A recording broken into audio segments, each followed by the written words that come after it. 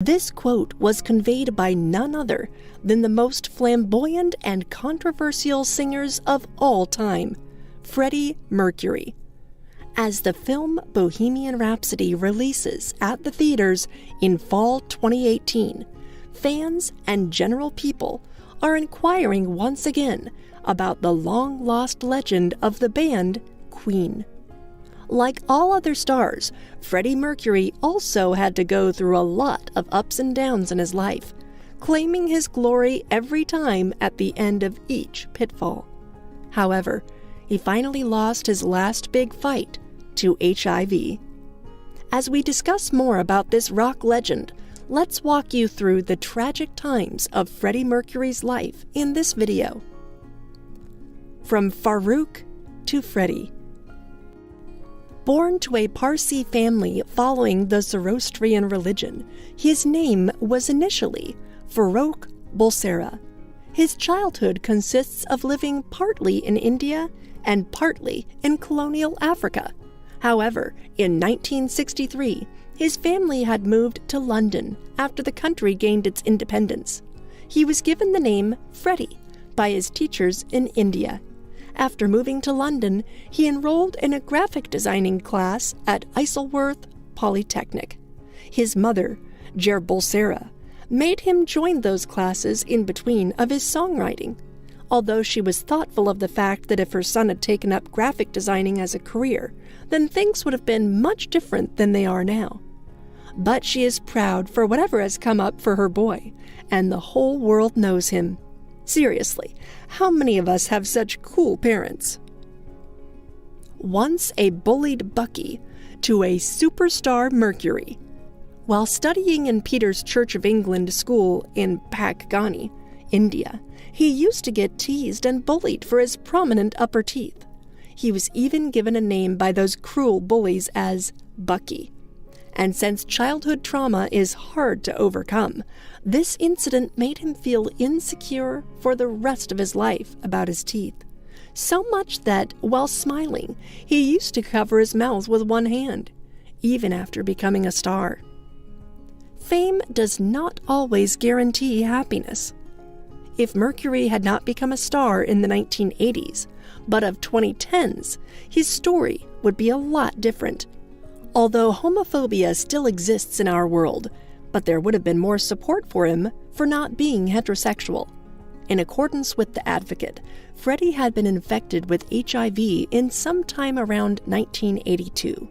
Since HIV was a fresh thing in the 80s, generally associated with homosexual men and their lifestyle, religious extremists found it justifying to attack homosexual men physically and verbally, as there was a rise in the HIV epidemic. So, Mercury did not share much of his personal preferences and limited his public appearances. Bisexuality mistaken as homosexuality. It was easy to declare Freddie Mercury as a gay man, but he was rather a lot more complicated than that, as many authors attempted to analyze his relationship with former girlfriend Mary Austin. Few of them suggested how Freddie's appreciation of Austin above all his gay relationships proved that he was in fact just a bisexual man. Referred as the love of his life, Mercury split up with Mary Austin after developing strong relationships with other men. But in spite of that, they tend to remain close to each other, and Mercury even stated most of his property on her name when he died. Time to grab some tissue, guys. Freddie did not want the cat out of the bag. Being a secretive man about his personal life, Mercury did not want anyone knowing of his sickness. He somewhat wanted to suffer alone and silently, without making much chaos about the issue. His family had realized of his illness, but still, he did not open up to them. Freddie once said, "You have to understand that what I have is terminal. I'm going to die." But he did not mention anything about AIDS. Woe to the paparazzi and tabloids. Fighting with HIV and keeping a lot of his sexual preferences a secret, the rock star was not within himself during his last years. He used to speak less and had only a few public appearances along with the band members. The tabloids had done rough speculations about his diagnosis and added as much as a spice as they could to his story, leading to a more broken Freddie inside than the apparent one. Only if life had been a little fair. Besides HIV, he had also formed a rare skin cancer known as Kaposi's sarcoma, which was considered to develop in small portions of the gay men in early 1980s. He had traces of the disease on his face, hands, and feet. Most of his foot was lost to the disease, and only a little was left when he died. Yet he never discussed of the pain he was putting up with, clearly because he never wanted to be seen as an object of pity. This actually justifies how this amazing personality faded silently from the public. The late appearance of a much-needed treatment. In 1996, a triple drug therapy was introduced in most clinics to fight the symptoms of AIDS, a few months after Freddie Mercury passed away. He was one of the frontline celebrities to die from AIDS when medical science was on its verge of discovering a cure for this deadly disease. Although the treatment is still very expensive to avail and could have saved 1 million more lives today if it was feasible for a class of people.